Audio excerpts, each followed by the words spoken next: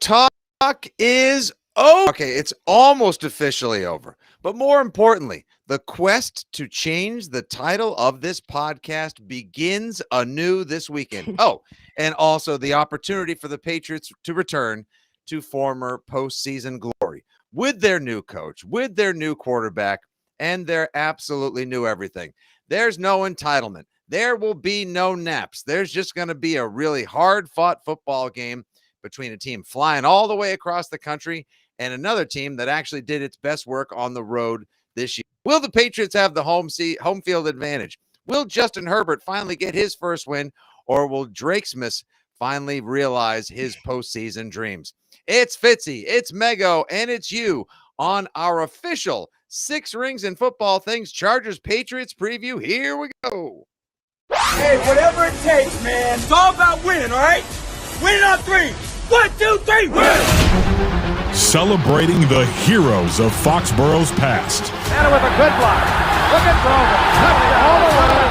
Watch the block of number 73, John Hanna. The champions of the dynastic era. Adam Vinatieri booms a 48-yard field goal, and the Patriots are Super Bowl champions. The Patriots of tomorrow. We're going to remove entitlement from our football team. We're going to earn the right to be here every single day. And the fans whose faith never wavers. This is Six Rings and Football Things.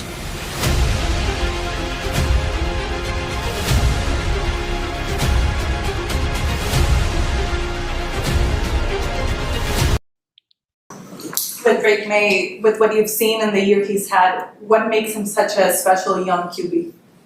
Yeah, he's a very talented player. I've been watching more defense this week, so I haven't seen a ton of his film this week. But every time you check on the scores, you know he has a big game. So I got a lot of respect for him as a quarterback. Is the enemy. We know thy name, Justin Herbert. He is 0-2 in the postseason, offering a little love and sending some flowers to Drake May and the New England Patriots. Hey, everybody, your old pal Nick Fitzy Stevens here, alongside fresh off of filling in on the Greg Hill Morning Show on W. Megan Ottolini. Give her a follow at Megan_Ottolini with our Six Rings preview of Chargers at Patriots. The centerpiece game, Mego. This is one thing I don't want to. I feel like it's been overlooked a little bit this week. This is the centerpiece game of the NFL Super Wildcard Weekend. I guess some could say that it's, given the recent reveal of how well the NFL season went and what the ratings were like this year, as the NFL experienced, I think in large part due to legalized gambling, a 10% surge in ratings this year, one of their most viewed years of all time as well. You say maybe it's the 4:00 game Sunday with the 49ers at the Eagles. I think this is it. Like, when you're on Sunday Night Football, you're the fifth of the 6 games. You are in the prime time. You've got the #1 TV market and obviously a huge TV market in Boston. But like, this is a rabid fan base they're tapping back into.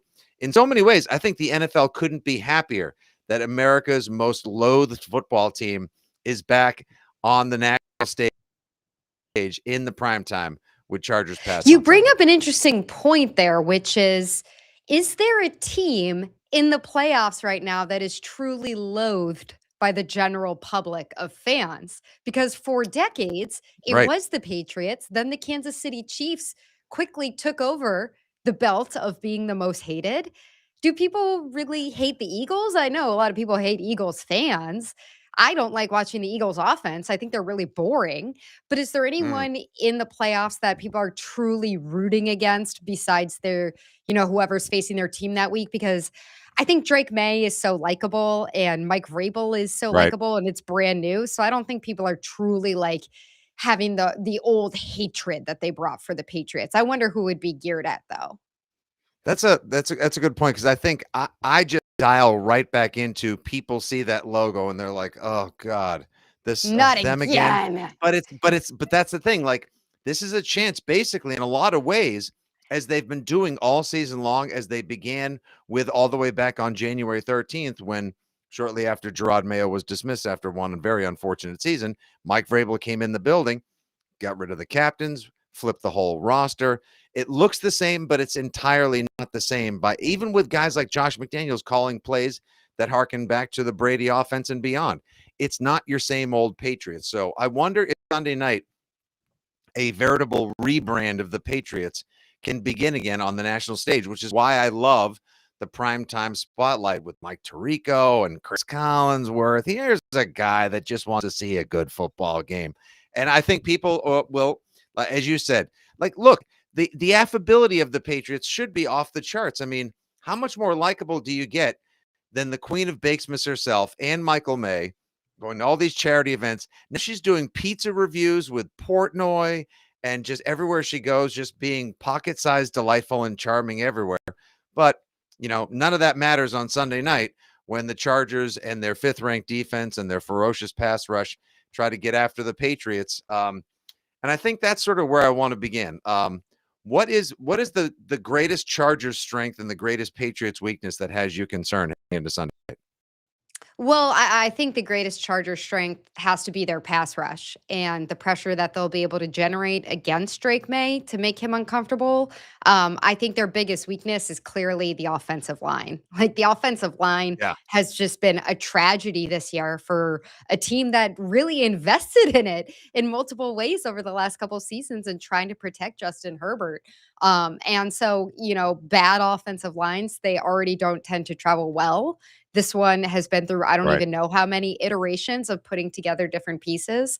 So, unfortunately, on the Patriots side, they don't generate a ton of pressure themselves against that Mm-mm. offensive line. So, Mhm. that's not going to be like the most intriguing matchup, but it might be one of the more important ones in factoring in this game. Yeah, so there's the outside linebacker for the Chargers whose name no one has been able to pronounce correctly thus far in all of Boston sports media. Tuli, they everyone just calls him Tuli. Just think of the name of the bike rack that you see all the fancy cars driving to vacation destinations with, like the little camera on the top of the car. Just think the Tuli. So this kid Tuli's legit. Obviously, Khalil Mack can still bring it every now and again, and they'll have him moving all over the formation.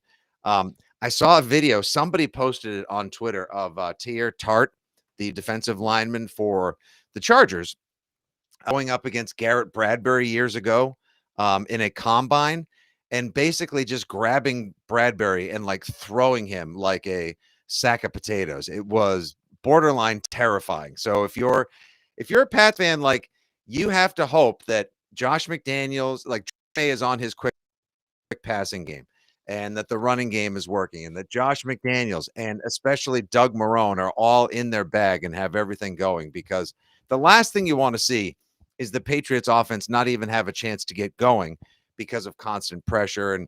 And a point I was sort of making on the radio this week, Mego, was Jesse Minter, the defensive coordinator Mhm. for the Chargers, is a hot head coaching candidate. And what would possibly be better on his resume than, on his way potentially to LA to interview for head coaching jobs? Hey, by the way, in my second to last game in LA, I shut down Drake May, Josh McDaniels, and the superstar 14-3 Patriots. Yeah, I think that definitely is a factor. And again, I think their defense is just it's very stout. The matchup here will be whether your offense can get out, get ahead early, and maintain that lead and can really control the game. Because I honestly am just a little suspect of the Patriots defense. They're still pretty banged up, even though they're trying to make guys available for this game. And, it's win to stay in. So they're going to throw everything that they have at the Chargers, but they just haven't been able to generate a really formidable pass rush. And I worry about even the way that this team continues to start games. You saw what they gave up to Miami to start the game last week, and people were like, "Oh my Yeah. God, you're letting Ewers like slice you like You're this?" letting And it's like, Jalen Wright, Quinn Ewers, and Malik Washington drive down the field it's with relative exactly. ease. And so I And then think Mike Reese tweets that out, and everyone gets angry at Mike Reese. Like, people were just totally talking a little fair game. football. Totally fair game. We Yeah, were all watching right. it. And I think in a way people have gotten comfortable with watching that with the defense because the offense is able to recover and the defense is able to pick up the slack as the game goes on. I just think it's such a dangerous way to operate against Justin Herbert on the other side. I'm not like a super Herbert lover, He's never won a playoff game. He threw 4 picks in his wild card game last year. But at the same Yeah. time, you don't want to start in a hole against this team. No, and a couple of quick notes about the podcast today as well. Happy to have you here if you are watching live on the WEEI or Fitzy GF1. Always love when you listen on Spotify, Apple Pods, iHeart app, the Odyssey app, and beyond. Mego and I are at different remote locations than our usual home office studios. Mego described her background as looking like she was on the set of Severance. Yes. we have not downloaded inspiring backdrops over Zoom or anything else to titillate the viewing audience, and we're happy to have all of your comments as well, you guys. Obviously not something you can see if you listen to the podcast, but we also did, as we did so frequently during the course of the season, this will be the shots fired segment as opposed to behind enemy lines. We reached out to several different radio outlets, TV outlets, writers, bloggers, and podcasts in the supposed Chargers media world, and we heard zero response. Like, they big timed us. We're trying to, hey, listen, this isn't pardon my take or smartless or anything over smartless, but we're just trying to have a nice little chat, give them a little prop up, and get ready for Sunday night. Not a single Chargers personality could have been bothered to get back to us. So you know what? Screw them. So Hollywood. Now, how dare you big time us? Yeah. Hey, they're the little brother out there. I know people think the dome stuff is kind of stupid and the traveling west to east. But when it all combines into one and you're coming to Foxborough in January, I talked to Will Campbell at his locker this week, and he said he didn't think it was going to be cold this weekend. He is not uncomfortable with the cold. He told me he likes the cold. He wanted it to be colder. Really? Yes. A Louisiana kid is not uncomfortable with the cold because fully last embraced I it. checked, isn't it going to be mid to upper 20s? That's not warm.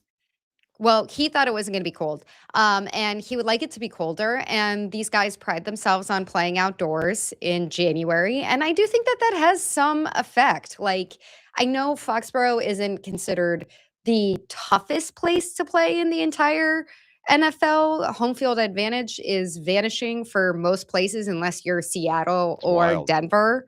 But I still think that when you have a Southern California team that plays indoors at SoFi, they do have to get on a plane, travel so far, come here, and play outdoors at night at 8 p.m. on Sunday. I do think that actually does work in the Patriots' favor. All right, a couple things that I think will factor into the favor of the Chargers, believe it or not. Put this out there in terms of some of those narratives. One, obviously, Jim Harbaugh, I think that man would honestly play would love to play in a nor'easter the way he likes to play bully ball, old school football. He's such a weird dude. He's so, all week long, he was purposely obtuse in all of his answers. He had no idea who Drake May or Mike Vrabel were. He's a different cat altogether. Somebody told me yesterday that he's so odd. And I kind of celebrate his oddness just because why not? He's a character and I love a good character, but that he makes the team sing for He's a Jolly Good Fellow in the locker room after each win. Is that real or is that AI? Did someone make an AI video of that? It's real. No, you got Mike Vrabel dapping everyone up outside the locker room. You got Ben Campbell doing good, better, best. And you got Jim Harbaugh leading people in for He's a Jolly. I know. Yeah, that's awful. I know it's awful and awfully funny at the same time. I put nothing past him, so I don't think he cares. I think he and his level of intelligence, weirdness, and toughness travel anywhere. 2, Justin Herbert also played college at Oregon. He's played in terrible weather games before. Oregon's resting state is miserable as far from a meteorological perspective. So I don't think that he's going to be just dome weather soft. And number 3, I don't have the clip to share with you right now. I watched a piece earlier this week where a sleep specialist said the advantage for the Patriots, the advantage this week actually goes to the traveling West Coast team for a Sunday night game because technically you're at your peak between 4 and 7 p.m. in the day. And this will be, I kid you, crazy what sorts of things people look toward to point to for like, advantage this team, advantage that team. Who's got the, so apparently the Chargers will be at peak performance level because the game is 8 o'clock Eastern, but it's going to feel like it's 5 o'clock to them. So watch out for the Chargers, at least in the first half. Was the sleep specialist based out of Los Angeles? I don't know where she looked very new age and a little Dr. Oz-ish, if you will. Okay. So maybe I mean, maybe it was in this Palm is what Springs. happens during play. Again, Mego, yeah, exactly, like a Palm Springs kook, right? But I gotta say, I just love that all of this is back. Like it's been just a couple of years, but like I feel like intensity of the preview and the lead up has ratcheted up significantly. Like we all know so much more. Maybe we know too much, but just like looking for storylines and profiles. What was the piece that you were working on this week as well? You were working on a piece on like didn't you do something on a great Gonzo quirk? Yeah, so I don't know if people have noticed this. I just published it on WEEI this morning, but Gonzo went through a kind of a tradition this year, or started one where he was wearing t-shirts during pregame warmups that were these retro kind of throwback looking t-shirts that were all dedicated to different Boston icons. So the one that got a huge amount of attention was Bill Russell. And then he did Bobby Orr. He did Donna Summer, who's a Dorchester native. He did David Ortiz. And everybody was sharing it on social media, being like, this is obviously intentional. This is so awesome. So I just went over to his locker and asked him about it because, Gonzo isn't a big talker. And I wondered, is this easier? He's super low key. Is it easier for you to kind of connect with fans and express yourself this way? And he told me about somebody who he collaborated with that started this t-shirt line called Dreamathon. And Tom Brady has worn it. Odell Beckham Jr. has worn it. So they put together this plan of they were going to do these t-shirts all season long just to kind of give a shout out to the greats around Boston. It was just a little fun story, but I think it's another factor of how the guys in this locker room have really, really, whether it's Drake May, Gonzo, Vrabel, and the coaching staff, like they are so 10 toes down with each other and so close with each other and embraced the region like so strongly. It feels like the kind of thing that you would think would happen over 2 seasons. And it really feels like it happened basically after the first Buffalo game. Yeah, that was the turning point on this season. There's no denying that a 2-2 Patriots team going up to Buffalo, and they were great in Sunday Night Football. Like they played twice on SNF. They won both games. The first half, obviously, against the Ravens is something a lot of us would like to leave. First 3 quarters, even really. Also, speaking of Harbaugh, shout out John Harbaugh for deciding Henry in the fourth quarter, giving the Patriots a chance to stage an epic comeback. Some seriously interesting coaching, and it'll be interesting to see where he goes because apparently it could be the Giants or maybe the Miami Dolphins where John Harbaugh might end up as well. And so he could continue to be a thorn in the side of Pat's Nation for the next 5-10 years or longer to come. So we'll see how that works. As far as like when the Chargers are on offense, back to that point you were making regarding the Patriots and the lack of pass rush. It looks like Harold Landry is going to be coming back. And I know that there has been like a flu that's been running through the Patriots locker room, unfortunately. Like bad time. Obviously, there's never a good time for the flu, but apparently it's affected people on both sides of the ball as well. Did you get a feel for how guys were feeling or flu? Yeah, did you like what happened? Like also just like a little behind the door, like what goes on when you guys have locker room access and they're like, oh, X number of guys, like people have been exposed to it. About it, was this an issue? I think we're all on high alert when we hear that 4 different guys are dealing with something. They haven't specified that it's the flu. At least while I was down there, they said that it was an illness that was keeping them out of practice. Those guys weren't even in the locker room when we were in there for about 45 minutes. So I don't think they were participants anywhere near anybody else. Obviously, like it's a different matter for guys like that to get something like the flu or just a really bad virus compared to us because they will have the IVs, they'll have all the things that they can do to try to get them, at least feeling well enough to play. We've seen guys, I'm in the NFL, I'm not thinking of Michael Jordan, but in the Patriots locker room play with Sure. really bad viruses before. That's not to like belittle it. It's just it's not something that's like so out of the ordinary for this time of year for playoffs, right? But I would say the Yeah. locker room seems to be like in good spirits. They're definitely excited for the playoff game, and overall, it kind of just felt like another week, another typical week in there, though. A beloved anti-Patriots nation personality and former Charger who is rather outspoken on social media, mostly due to his displeasure with how the Patriots behaved in his stadium years ago during the famous January 2007 comeback game, which featured, I think, maybe the most clutch play in Pat's history, which was Troy Brown stripping Marlon McCree of the Tom interception that had been thrown, which would have iced the game for the John Merriman, who does not like him some Mike Vrabel because he imitated his lights out dance infamously 19 years ago, has been making the media rounds and gave his key for what the Los Angelino Chargers need to do to operate efficiently on offense. I think it's going to come down to, for one, Justin Herbert not getting hit. I mean, he's been getting tore up the last several weeks, and I don't care how great of a quarterback you are, you can't throw the ball from your back, and he's been on his back a lot. Also, he shouldn't have to do a lot of things to go out there and be a one-man show and find ways to win games by himself. They got to block up front. So they got to run the ball well, but also that defense. The Chargers defense, top 5 in the NFL. These guys can get up front. Thule, Khalil, Derwin. I mean, they're stacked on the defense side of the ball. But this game I think it's going to be quick passing early on, running the football, who can stop the run, and then they'll go from there. What do we think about the idea that we'll say the second most dynamic offensive player for the Chargers, Omarion Hampton, the rookie running back out of North Carolina, so friend of the Drake, did not practice Wednesday and Thursday. That ankle that was an issue for him this season that had him on IR for about half the season. He came back. It's flared up again. This could possibly lead to Kamani Vidal, who also had an excellent sophomore season, being the lead back for the Chargers. But that takes their offense down a notch. We'll see if he actually practices today. It's true for him. So that could be even with the Patriots' suspect run defense over the last several weeks.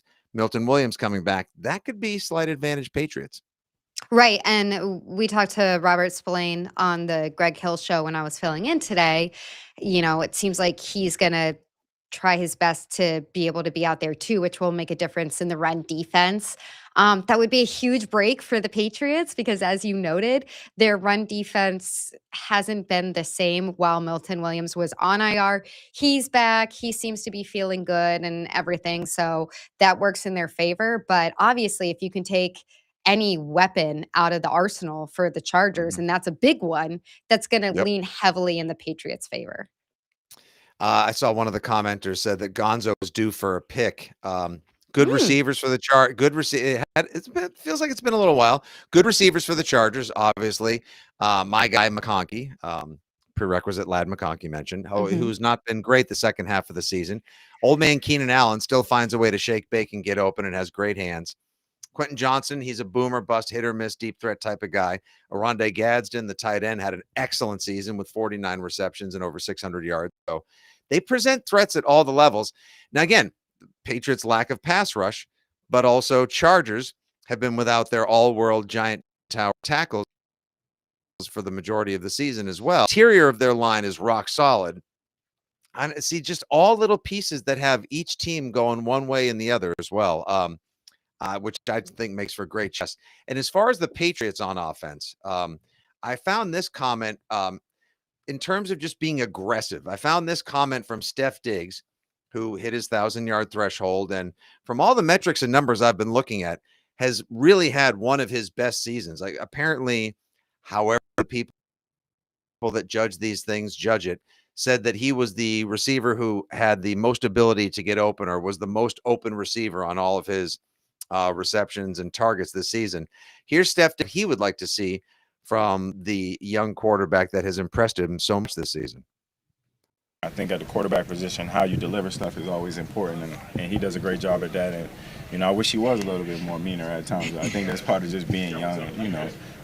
He's been playing extremely well, so hopefully he comes into his own as far as like his mean side. But he's a great guy, man. His communication is always there. He's been a great quarterback. I mean, he's our star. So I feel like it's never too demanding. It's more so like, hey, what you saw right here? Like, you know what I'm saying? Like, I know what you saw. He know what I saw, but it's like what you saw right here. So it's fun. Actually see a feistier, like, are we going to see like an aggressive, are we going to see playoff Drake? Will playoff Drake be any different than regular season Drake?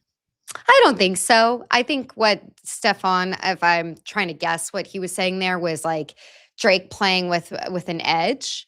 And I just don't know if that's his style, Like he is a cool cat out there, and I think it works to his favor. One thing about Steph Diggs that I'm really looking forward to is Fitzy. We talked a lot at the beginning of the season when they really started that win streak middle of the season, maybe more so, about the zone defenses that the Patriots offense was facing and how Stephon Diggs just was making his living facing those defenses. And when the Patriots see the Chargers, this version of the Chargers team has been playing zone coverage about 83% of the snaps. So Stephon Diggs should be able to, they might bracket him. That wouldn't be a surprise, him and Hunter Henry.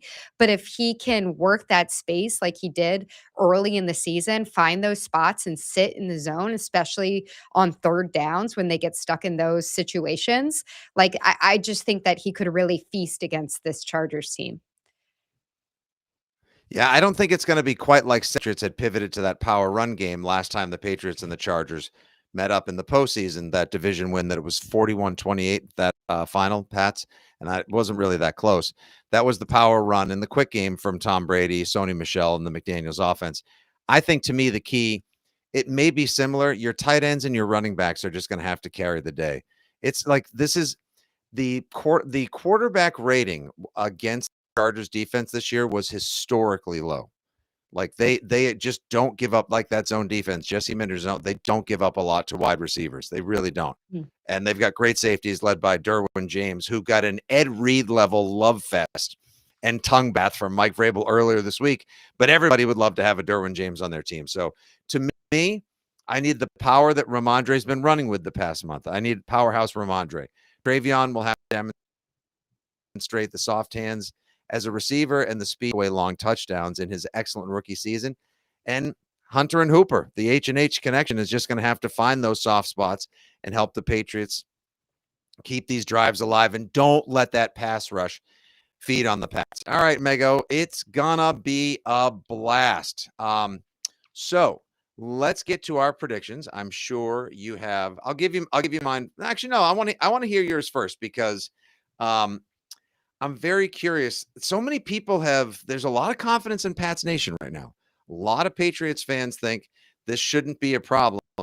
I think it's going to be a lot tighter than the average local Pats person. So how do you see this shaking out?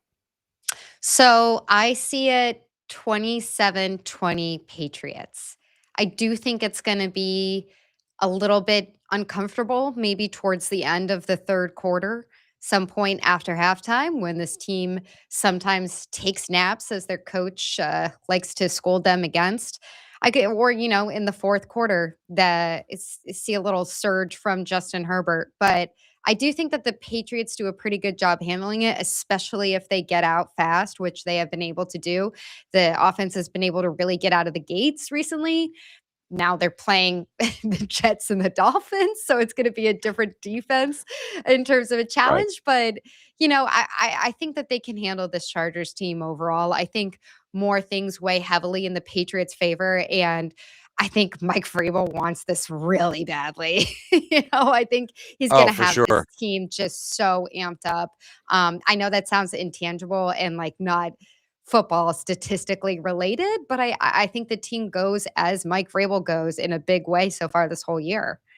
You said you don't think Drake may playoff Drake will be that much different. I don't think Mike Vrabel is going to be that different. He does have a 2-3 record as a head coach in the postseason. Those 2 wins from January 2020, beating Brady off to Tampa, and then the surprise Saturday night divisional round win when they kind of smoked the Ravens, who had the number 1 seed with MVP Lamar Jackson.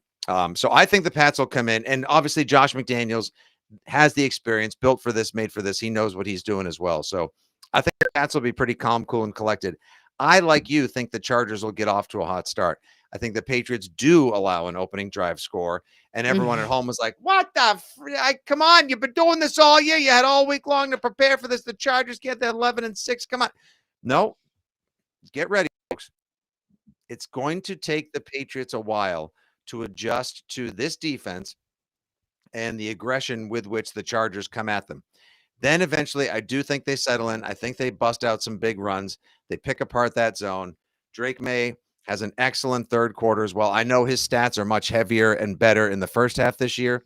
I think they adjust. I think they have a good second half. And eventually, it feels like it's close all the way, but the Patriots pull out 24-20 England Patriots. And the dream of changing this to 7 rings continues. Rest of the weekend should be fun. I think the Rams win. I think the Bills will probably win as well. It's a 3.5 point spread. I thought about a 3 because like the Chargers cover when it's a low spread like this, but I don't know. I feel like the Patriots find a way to make it happen. And guys like Gonzo and Jalen Hawkins, who's been surprisingly good. And if you talk to Robert Spillane on the radio this morning, that means he feels good enough to play, and that's an X factor advantage, Patriots. Yeah. Look, they're going to throw it all out there, right? And I'm interested to see, because I have been hearing from folks on the radio talking about, does Josh McDaniels have stuff left up his sleeve for the playoffs? So I'm curious to see what he cooks up for this matchup. Yeah, they have any trick plays out there over the last couple of weeks. I think I don't.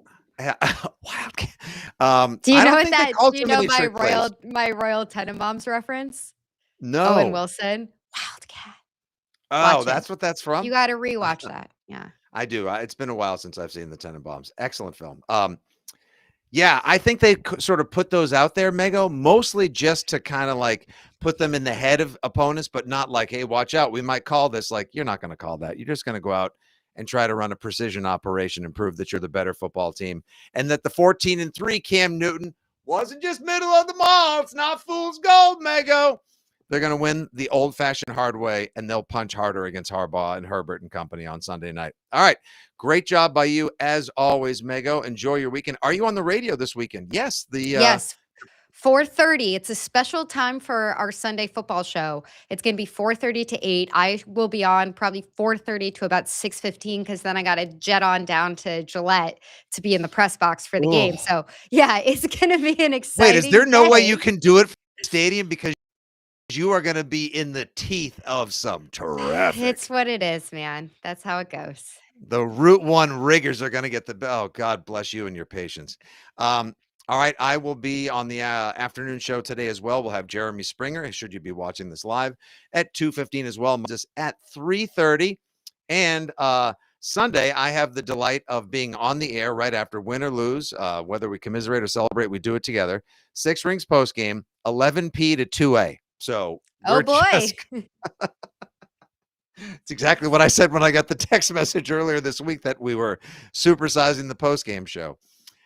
Should be a good time. You know what, though? If the Pats win and play well, it'll be these 3 hours and won't feel like work at all. All right, for Mego, for all of you guys that tuned in live, chipped in with your comments, your predictions, previews, and so much more, thank you guys so much for making 6 Rings such a pleasure all season long. We hope to bring you more next week in preview of a divisional round and everything on the way to the 7 Rings post-game show. For Mego, this is Fitzy. Thanks for watching. Thanks for tuning in. Good day. God bless.